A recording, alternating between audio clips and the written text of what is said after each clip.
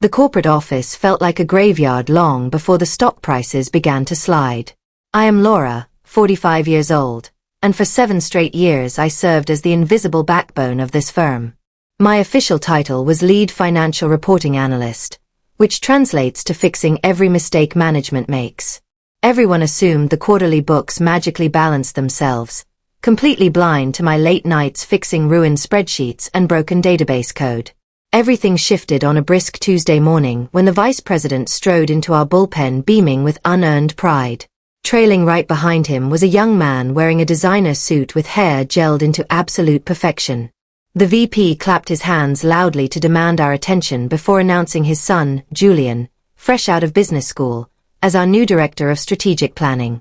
Julian scanned the room like we were worthless furniture, finally stopping at my desk. Julian picked up my neatly organized compliance files, flipping through them with absolute disdain before tossing them back down. He loudly declared my methods archaic, asserting to the entire room that my daily work contributed nothing tangible to the bottom line. My scattered papers held months of auditing that spared the firm millions in potential regulatory penalties. A few terrified interns snickered, waiting for me to shrink away in fear for my job, but something inside me quietly snapped. I stood up, smoothed my blazer, and looked him dead in the eyes with absolute composure. I told him that if leadership truly believed I added no value, then my uncompensated extra effort ended right that second. Julian smirked, completely failing to grasp my warning, and told the team to prepare a full audit while ordering me to look busy. I sat back down, turned my chair 45 degrees away from his gaze, and opened a blank solitaire window. 5 minutes later, the executive assistant called requesting the preliminary quarterly numbers I usually corrected by hand.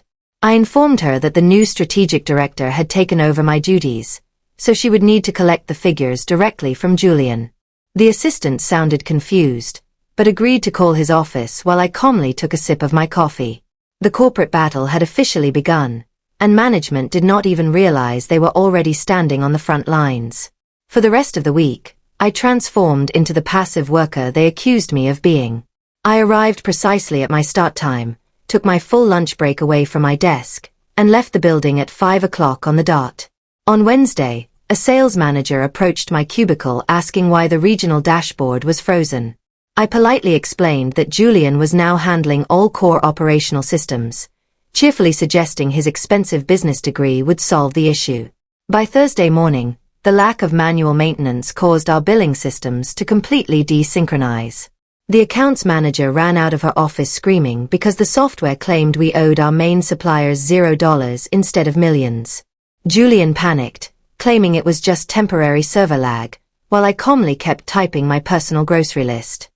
He confronted me in a sweat, but I reminded him that my traditional methods were far too outdated for his modern vision.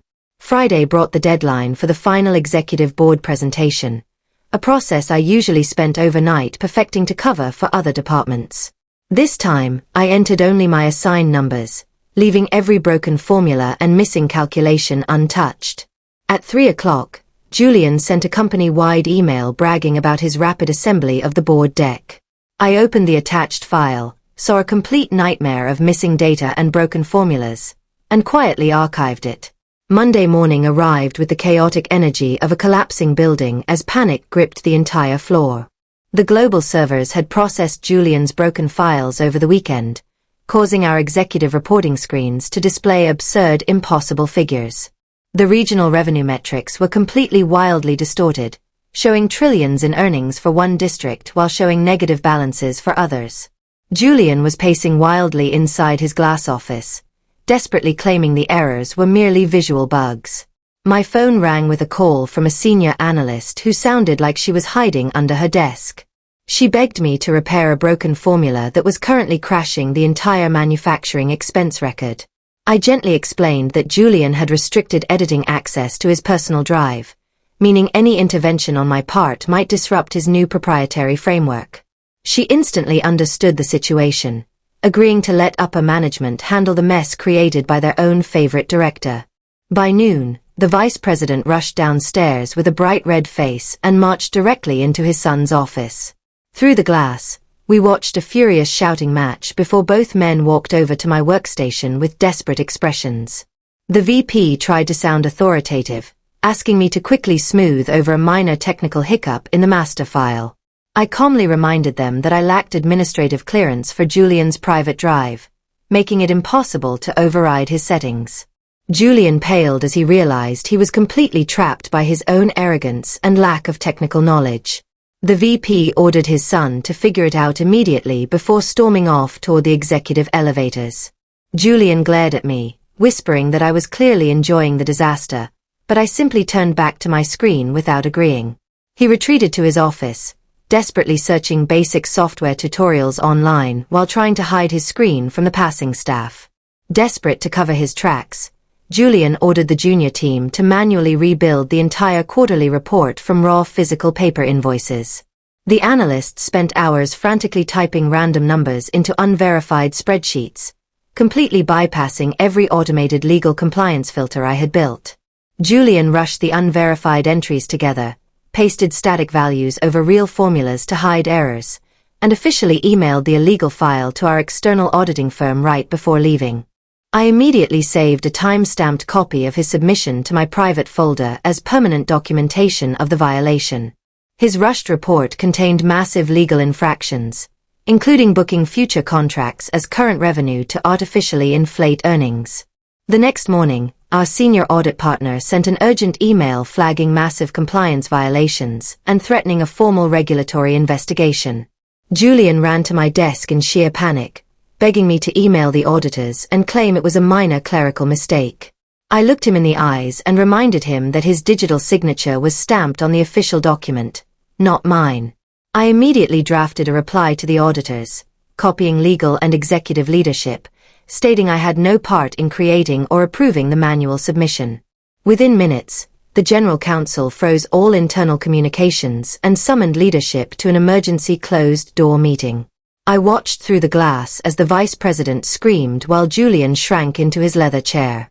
The Chief Financial Officer called me into the boardroom where the executive team was practically begging for a solution. The VP attempted to frame the situation as a simple miscommunication, but I corrected him in front of the entire room. I informed them that I could reconstruct the real numbers, but only if I was granted full authority over the finance department and permanent immunity from Julian's interference. The CFO instantly agreed, overriding the VP and ordering full administrative clearance restored to my account. I worked quietly through the night, fixing the corrupted database links and running my hidden background scripts to generate accurate financial statements.